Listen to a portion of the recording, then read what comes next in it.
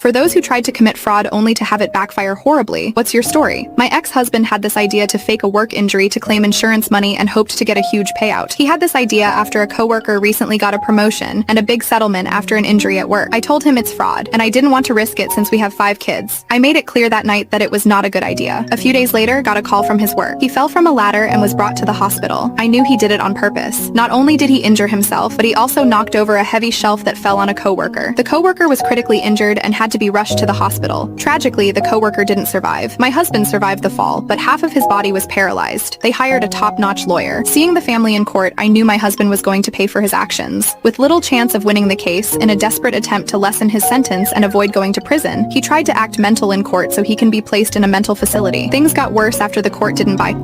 Court saw through his lies, and he was sentenced to prison for fraud and manslaughter. What's heartbreaking is that the coworker's pregnant wife is now all alone.